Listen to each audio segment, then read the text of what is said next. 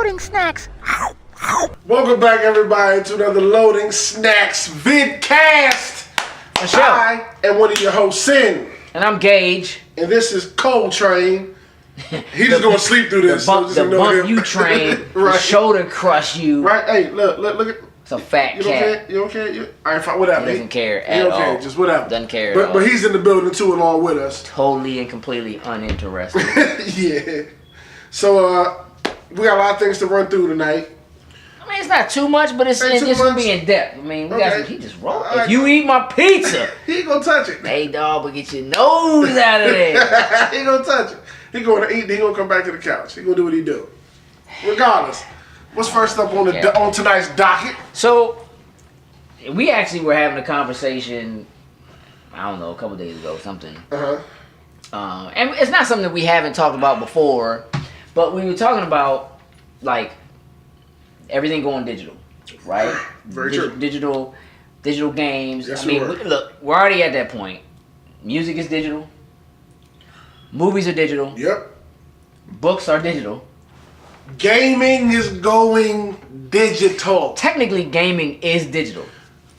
I mean, don't get me wrong. Like, you can still go and buy paper books, but come on, you're killing trees.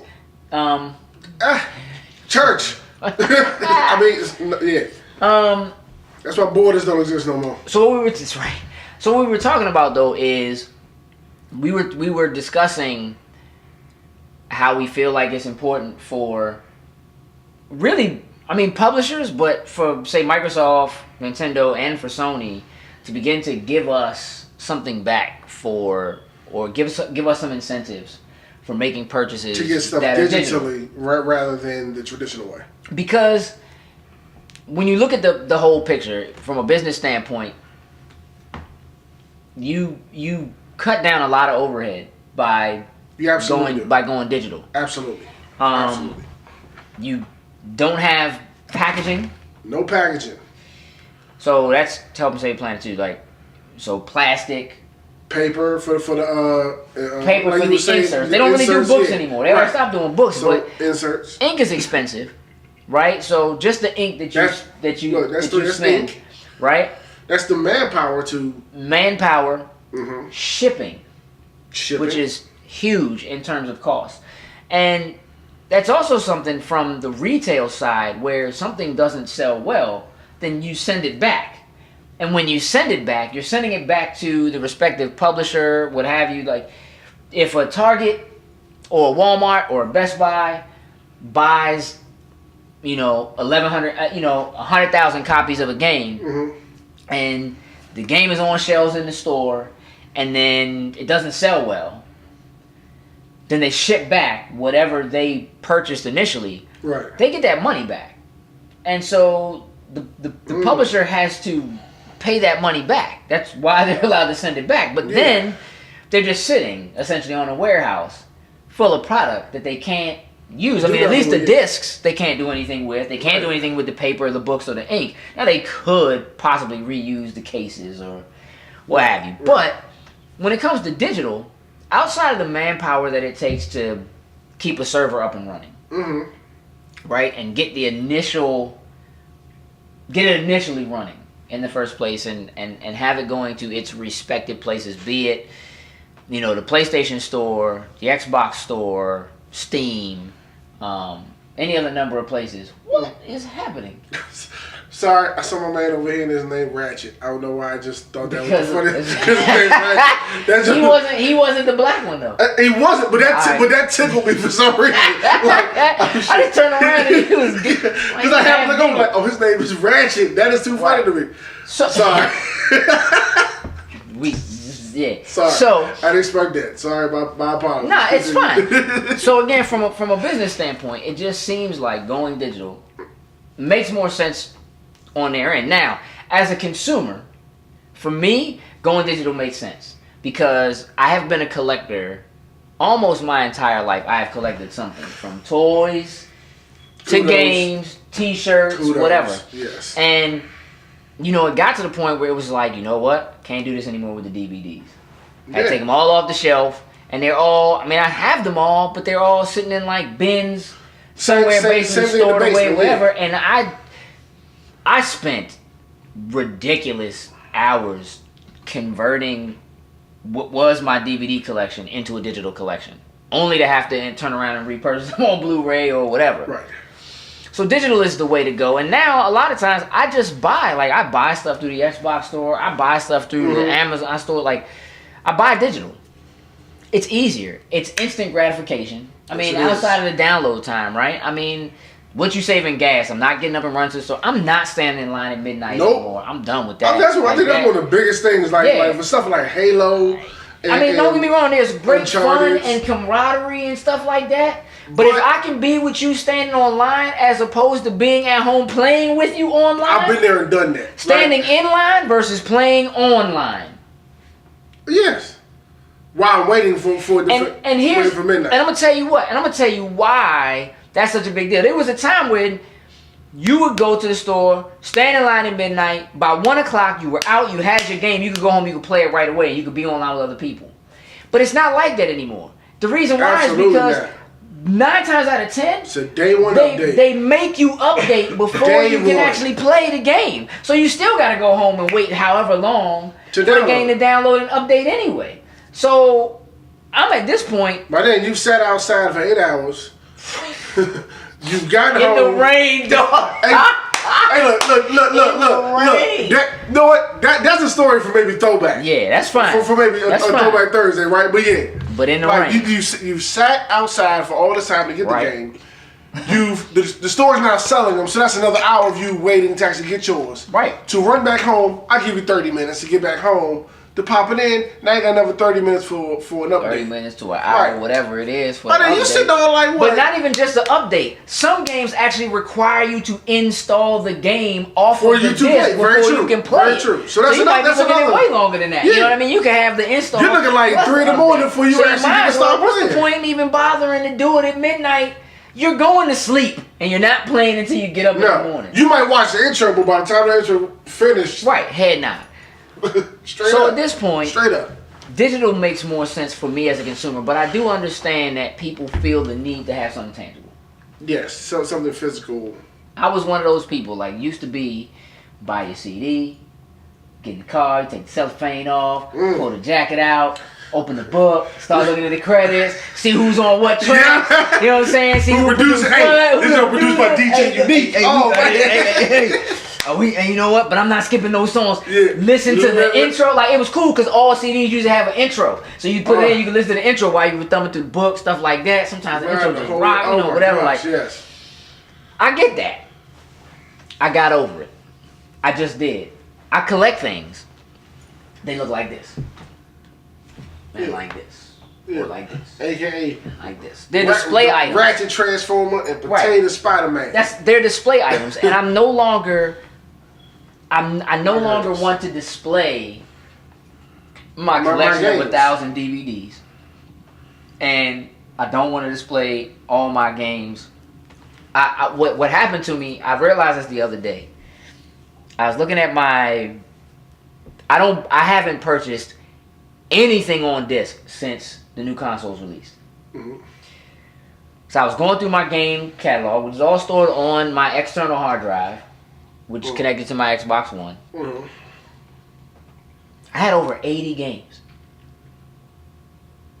It's a lot, and it still felt like a collection. It's still my collection. Well, your Xbox One? Yes. Awesome. And you know what's dope about it?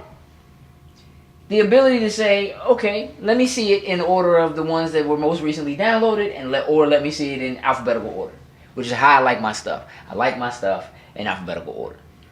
I just do. No, I'm with you. I worked in a place for years where I had to put things in alphabetical order. That's how it's supposed to be. This is how I do. Oh. Nah. So I'm with you. Like, I haven't bought discs. I stopped buying discs probably a few months before you probably got, like, movies, anything. Like, I just like I said, like the time, the space it takes up, and everything. Like, I just don't. Right. I just don't have it. Yeah. Like I have mountains of stuff in my basement. Yeah, I mean, it was considered a display thing, but I took all my DVDs off my DVD shelf and put all Spider-Man stuff on my DVD shelf, and just it's a display. And it still didn't put a dent in your Spider-Man stuff. No, not at all. No, not at all. No, not at all. Nah, not even a dent. It just, I mean, like with movies, it's kind of like they sit there and it's like, yeah, you can go through and look at it, but then it's like, are you gonna actually take that off and pop it in? And that's another thing.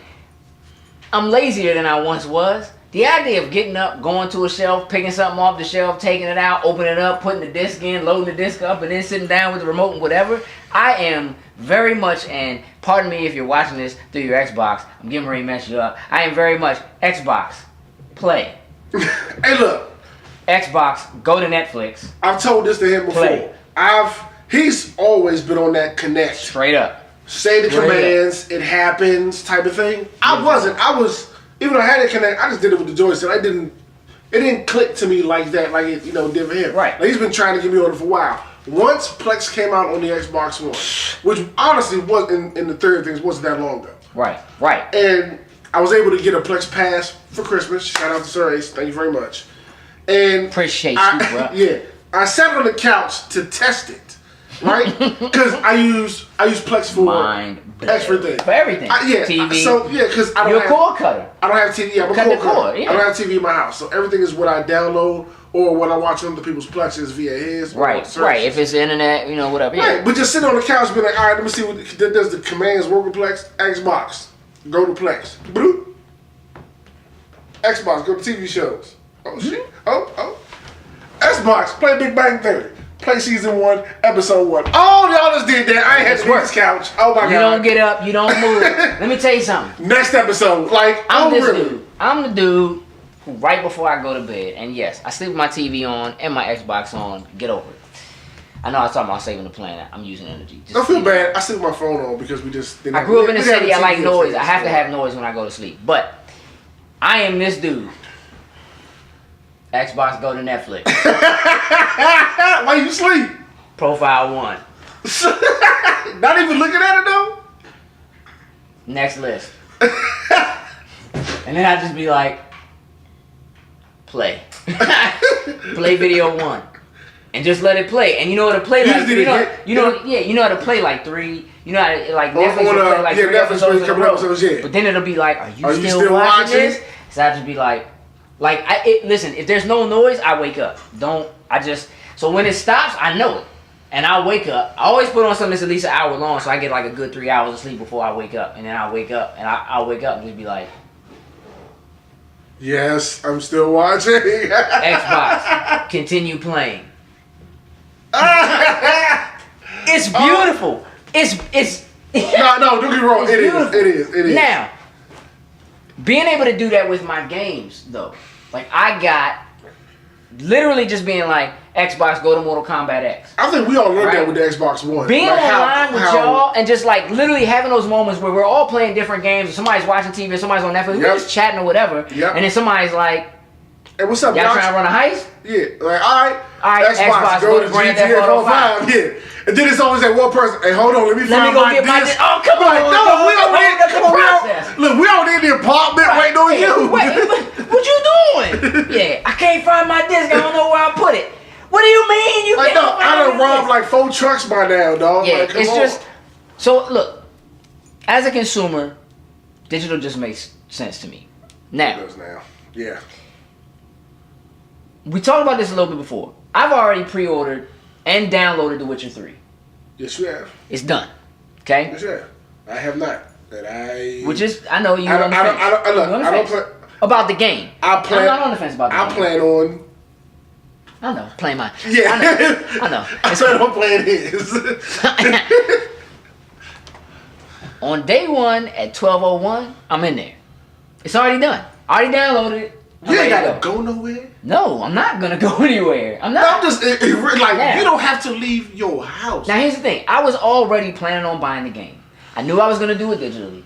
I wasn't necessarily going to do it right away, but it was up for 10% off. If you pre-ordered it digitally, it was 10% off. So I was like, I might as well go ahead and do this. Right now, Batman Arkham Knight has the same thing. I don't know about the Xbox. I know PlayStation. Right. It does have that 10% off.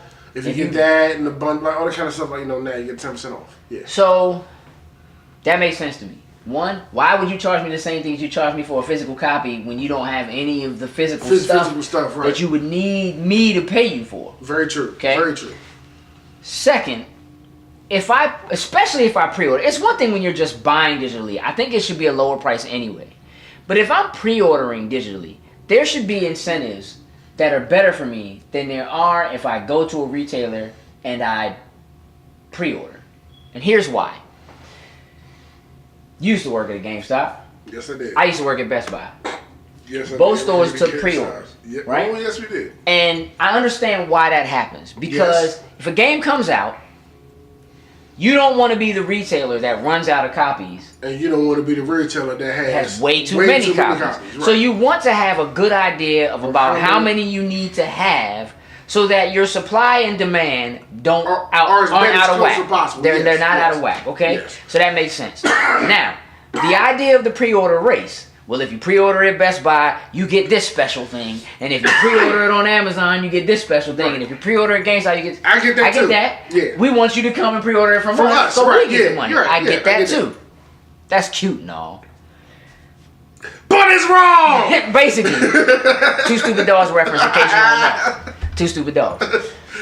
Now. Go ahead. My man. If I go to GameStop and I can pre-order, how much does it cost me? $5. $5. Just got to put $5 down. That's it. Only $5. That's it. Then I can come up to 2 weeks after the game comes out to pick my copy up. Yes, you can. Okay, I can come in, I can pay the rest of it. That is the GameStop policy. Right. Now, I could also pay more than $5. And pay for the whole thing if you Or I could pay for the whole thing if I want to. You can flush as minimum of $5 up to how much it costs. Right. Now, if I decide I don't want that game and I haven't picked it up yet, I can return it. Even if all I do is put $5 on it, I can walk back in the store and say, you know what? And that's even way after the 2-week period. That's what I'm saying. That's like period. Because the money stays there. Yeah. I can walk back in the door, say I haven't purchased anything, I want my money back. Yep. Or I can take that and say, you know what, take that money, put it on a different game. However, if I pre-order digitally, I'm all in. 100%. There's no refunds for pre-ordering digitally. You have to be dedicated. You have to know, I'm your fan. I was about to say, yeah, you are a dedicated fan. I'm your fan. He didn't pre-order, I pre-ordered, give me something. Because I paid all the way in full. You got my money. I'm going to get the game. I cannot trade it in. Right. Can't trade it. I can't let a friend borrow it. Nope. Well, but you come play with me. Yeah. But like, I'm fully invested into your product. 100%. There should be some incentive. It should be. It should be. All right, now check this out. I got a little more information that I think is going to tie into this. But before we get into that, we're going to take a quick break. That's cool. Okay? While we're taking that break, y'all think about what I've said already. Some of you might disagree with what I've said, but chances are I'm still right. So, that's it's not. I don't mean any harm. Look, I don't mean any harm. That's my man. It's just chances are. Listen, while that's happening, hit the subscribe button, like button, drop us a few comments, tell us how you feel about it. Yeah, so we can have a back and forth going with y'all. And when we come back, yeah, we talk a little bit more. All right. With that, we'll be right back.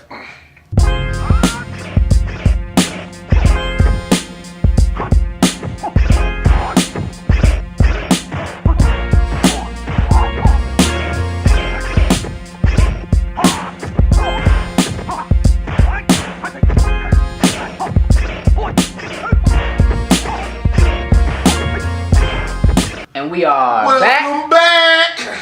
Welcome back, Carter. Part 2 of this Vidcast of the snacks. Yeah. That'd be us. So, where we leave off at?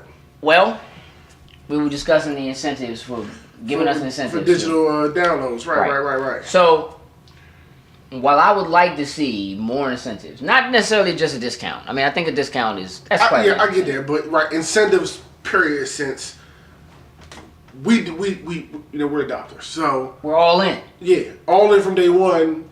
Give us something. That's all we're asking for is something to push the digital downloads. You would think that it would be within their benefit to give us something that doesn't necessarily cost them a whole lot, but is a good thank you to us for going all in, Whether right? And by doing so, you are giving people a good reason to do something that should technically cost you less money because you have less overhead in terms of having to ship and box a product. And would be if you download digitally, you get this extra piece of DLC. Right. You get an extra outfit for Batman in the Arkham thing. Right, we ain't even gotten into what it costs to pay somebody just to do all the Photoshop or whatever, to put the game on the back of the box, put the screenshots up, and write all the information on the back of it and what have. Right. I mean, that stuff has to be written anyway. But digital people, digital in general, should get something. Right. For that, because for the reasons that you've laid out, you can't help but to think it makes absolute sense. Right. I mean, it's coming anyway. Yes, I've said it before. If you're not on this bandwagon now, get on it by the time the console's lifespan is up, because it will not be there. Yeah. In the next generation. Probably before. It'll all be digital. Yeah. At the very least. I mean, there was some information that was released earlier this week that I mean, look, I think it's coming a little more quickly than we realized. Let's start with this. Let's start by saying Microsoft was right.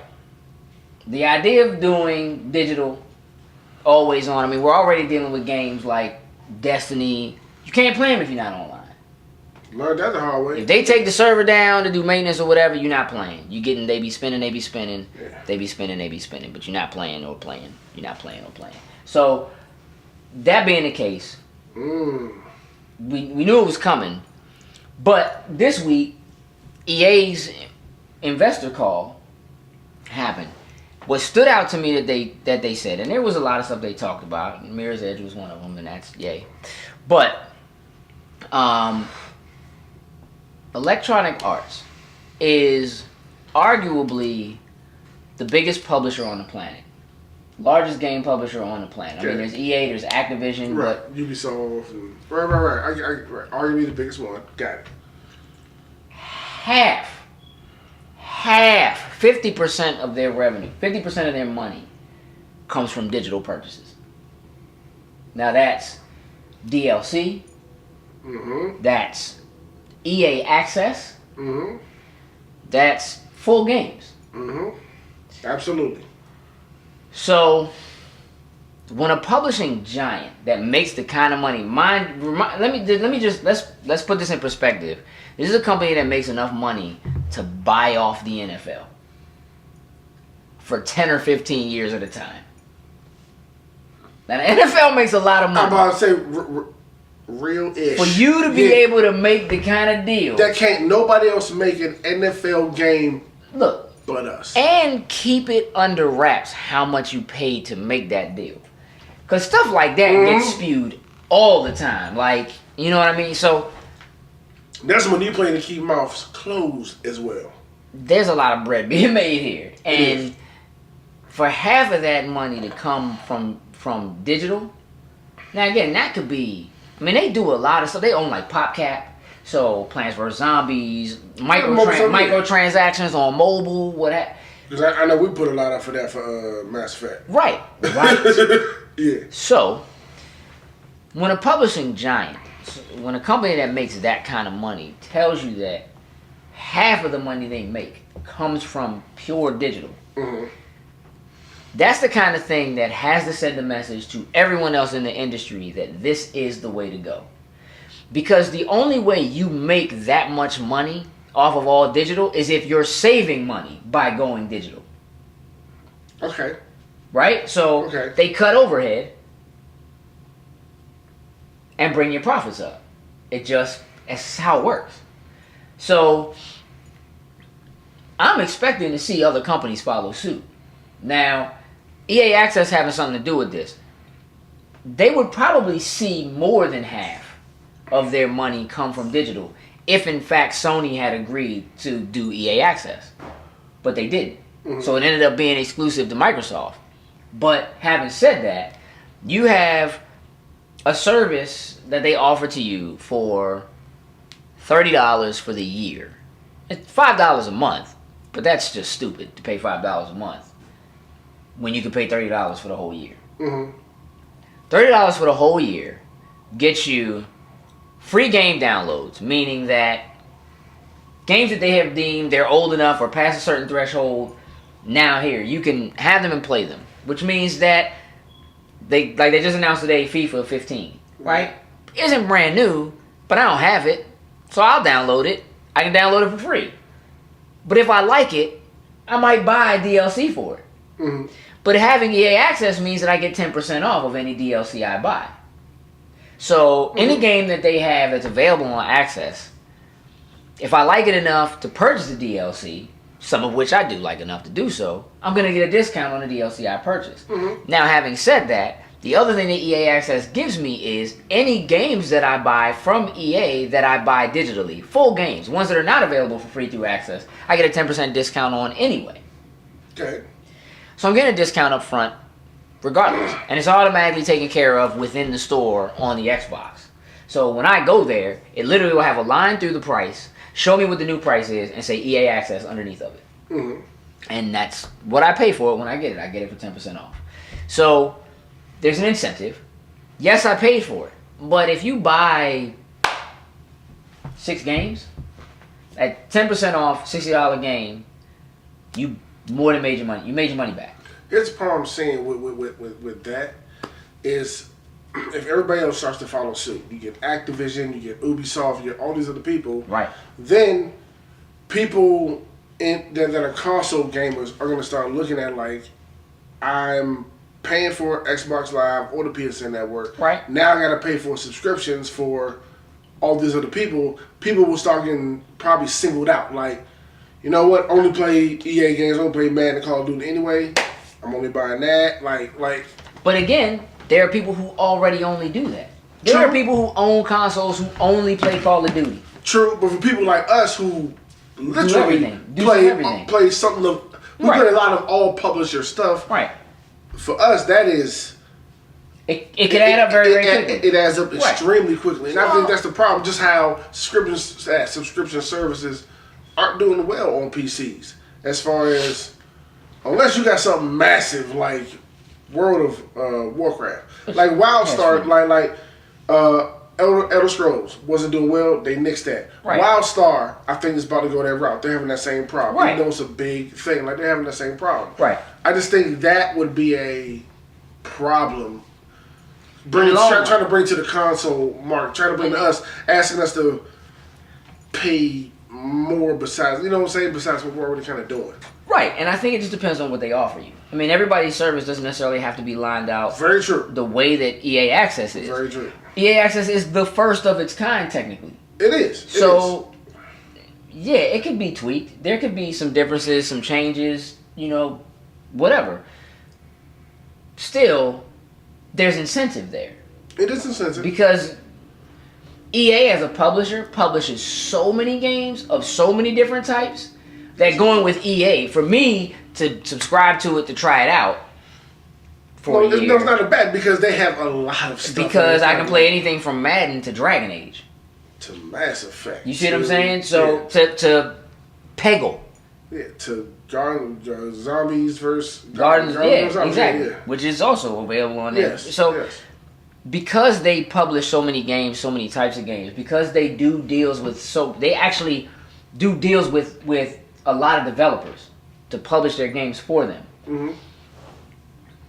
It gives you access to a lot. Now, would that be different with somebody like Activision who has their bread and butter set in certain games like Call of Duty, Guitar Hero, Skylanders? Right. That's their lane. Yeah. Those their bread and butters. They gonna milk that. They gonna milk them teats till it's done. So does it make sense for them to have something like EA Access? Not necessarily, but we saw them try something like that with Call of Duty like a number of years ago, where they did like you could pay extra and it was kind of like a subscription thing. You could, get all this access stuff online and whatever. That doesn't appeal to me, so I wouldn't do it. But if they had something that appealed to a parent who has been spending money over and over again, hand over fist, to get Skylanders toys and constantly stuck in that world, could it be beneficial? Certainly. It just depends on exactly what it is, and I'm not saying I can't say exactly what it would be. Right. But it would not surprise me if other companies begin to follow suit. Don't get me wrong. I don't think EA is I think what EA is doing is a good step in the direction of trying to, like I said before, the developers, they pay a lot of money to make these games. Absolutely. You know what I mean? And they have to find ways to pay these people. Right. You know what I mean? I don't think it's a bad thing. It's a step. Like you said, this may not be the right way. They got to figure ways to refine it. Other people are going to follow suit. It's just, we're entering an age where customers are demanding more and for less. Yeah, for less. Technically. Yeah, and DLC has seemed to be the gift and the curse of that right now, where we're getting more DLC, but people are upset at how much it costs. How much it costs, all that kind of stuff. It's like we're stuck in that void of we're trying to figure out a common balance for everybody, way that these people can make their money, right? And ways that we can get this content for ways that we're happy. I mean, it's the same thing you see happening in the music industry, right? Mm-hmm. Where everything's basically going to a streaming service. Yes. I don't think we're going there with games. Not yet. But I mean, it's at the point now where it started out as doing digital downloads for songs or whatever, and then you start to see album sales drop off, and people aren't doing that anymore. And now it's the point where people still pay for music, but they just pay to be able to stream it. And then it becomes a controversy. Well, how does the artist get paid? Right. So. Right. So trying to make sure we're in a position where how do the developers get paid? How do we pay these people? Well, one of the best ways to do that is to be able to make money off of it while you cut down overhead. So does that mean that games stay at $60? Quite possibly. But that's why there should be an incentive if you pre-order, because you're going all in. From the jump. Right? So if that incentive happens to be a discount, and maybe it is 10%. The thing about 10%, if a $60 game, if you get 10% off of a $60 game, you're saving $6. Which thank you. Doesn't necessarily sound like a lot, right? We'll take it. Because I don't do math. So thank you for that. But here's Thank you. But here's what I can tell you. Having worked at a retailer and selling games, on average, if you bought a game, say with your discount, when you worked at GameStop or Best Buy, or, whatever, generally you save about $8. Usually you pay slightly more, a percentage over what the company actually pays to purchase those games in the first place, which means that on average, a retailer is making, depending on the number of games they buy and all that kind of stuff, how they work the deal out. But on average, a retailer is probably making on a $60 game about $8. Okay. They got to make something of it. But that's money the retailer is making. Right. That's not money that the publisher. That's money the retailer is making. That's margin for them. So that's money that they're making by buying a game for $50, selling it to you for $60. They make somewhere between $8 and $10. Right. Okay. So if you sell me a digital copy for 10% off, you technically make more money when you sell me the game for $6 off than you would if you gave me a 10% discount at a store. Yeah. Because that money is yours. Now, that doesn't mean that there's not overhead to pay Microsoft for being able to host your game on their site. I'm sure there is an overhead. But I'm sure it's not as much as what it costs to actually ship hundreds of thousands of copies of games throughout the world. We're not just talking about the U.S. Paying for the casing and the paper and the ink and all that kind of stuff. Shipping, too. the UPS man got to get paid. The mailman got to get paid. Them shorts don't work for themselves. UPS man got to get paid. Yeah. So that's real. That's very real. Those deliveries have to happen. There's a lot. UPS calls it logistics. Right? There's a lot of logistics that have to happen in order for you to get that game at the store. But if you can just get it at home, I think we're on a right path with it. That people you have to try in order to know what works and what doesn't work. No doubt. So I think we're on the right path that people are trying things in the gaming industry to figure out what's going to land, what's not, and all that kind of stuff. It's just, we're in that trial and error period right now of figuring out what's going to work and what's not. Right. But obviously something needs to Something's got to give. Yes. Something's got to give. Something should give. Yes. And again, I'm not opposed to paying $60 for a game. I think that's actually a really good deal for a game. For what it costs. I'm not. $60 for a game is a good deal. I've been paying $60 for games since the 90s. I was about to say Super Nintendo. I'm pretty sure I paid like Games $80 for Super Street Fighter 2. I'm thinking Super Double Dragon. You pay $80 for Super Double Dragon? I know I at least paid 60. You might have paid 60. I know I at least paid 60 for Super Double Dragon. But that was Super Double Dragon. Think about it. $60. Yeah, nah, I tell you one thing. I got my $60 worth out of that thing though. I bet you did. I bet you did. I mean, I know I paid more for the original. I know I paid a good amount for the. Matter of fact, I got a good deal on the original Mortal Kombat when I got that for the Super Nintendo. But games have been that high for a long time. Yeah. I mean, we kind of got spoiled. Like when the original Xbox came out, PlayStation 2 came out, we were paying about $50 for games. That was a really good deal. Yeah. Considering inflation and what have you. So at $60 and having had $60 for about 10 years, actually longer than that, but we'll say since last generation through where we are in this generation, technically games should be like $70-$80. If you look at it like possibly more. And that's you pay the same amount for a game that's 6 hours long, The Order, as you do for a game that's 200 hours long. Like any Final Fantasy or Dragon Age or The Witcher. And people still complain about what you charge them for, bonus content, whatever. So it's a really, really tough space to be in. My opinion is that one of the best ways to work on fixing that is to go digital, cut some of that overhead, and be able to offer some kind of incentive for going that route in the first place.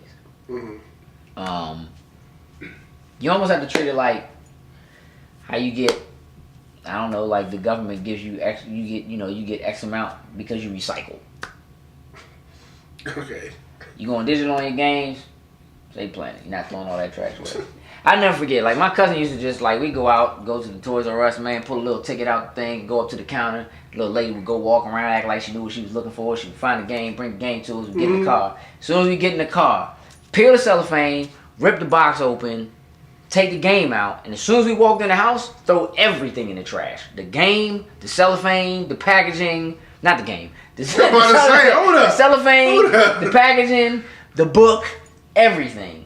Everything, and just put the game in and play. Throw all that crap. We don't need none of that. So everybody's hard work, you just chucked in the trash. I didn't do it. Wasn't me. Wasn't me. Y'all didn't give a damn. Did it. And I remember being like, what are you doing? That's the instruction booklet. Just throw it in the trash. I don't care. I don't need that. I guess that's why they stopped making instruction manuals. Well, they stopped making instruction manuals because it costs too much. And because people was throwing them in the trash. They don't care at that point. You paid for it.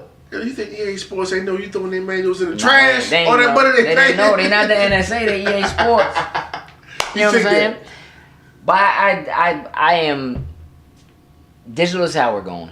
I think they should give us some incentive. 100%. I think you guys should tell us what incentives you would like to see. What would help make you go digital if you haven't gone already? I think that's great. Hear from the public exactly what you want to see, what you want to have done from the publishers, and so forth to make, digital be more a appetizing thing for people to start doing. Absolutely. To get out of the going to buy discs, waiting in line, and so forth. Spending that gas. Hey. What you doing spending gas? Gas? Nah. I ain't spending that. It's called walk in the house, click, done. Xbox Easy. on. All day. On the in my house. By myself. Talking to my box. Hey, yo, tell us what you like. Make sure you click that subscribe link at the bottom. Hit the button. You like us, you subscribe. The whole 9 yards. We love y'all. We'll holler at y'all next time. We out. Loading snacks.